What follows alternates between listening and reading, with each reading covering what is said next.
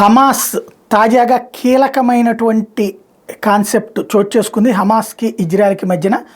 ఇజ్రాయెల్కి సంబంధించినటువంటి Ynet news చెప్తున్నటువంటి లెక్క ఏంటంటే టోటల్గా 326 మంది రిక్రూట్ అయినటువంటి వాళ్ళల్లో, అంటే ఇజ్రాయెల్ సైన్యంలో ఈ మధ్యకాలంలో రిక్రూట్ అయినటువంటి 300 మంది పైగా రిక్రూట్ అయితే 326 మంది, అందులో 126 మంది సైన్యం తరపున గ్రౌండ్లో పనిచేయడానికి నిరాకరించారంట.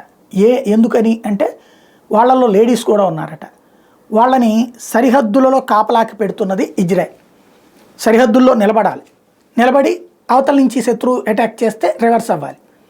దీనికి కొంతమంది యువకులు, కొంతమంది యువతులు సైన్యంలో చేరిన వాళ్ళు మేము ఆ పని చేయమని రాసిస్తున్నారట.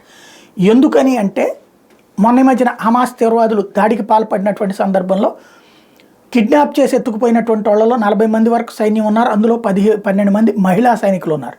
ఇవాళకి వాళ్ళు ఇజ్రాయెల్ చెరలోనే ఉన్నారు.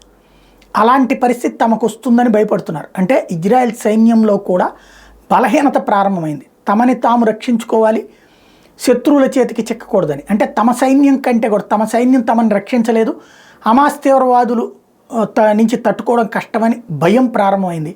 ఇది ఇజ్రాయెల్ జీవితంలో తొలిసారి.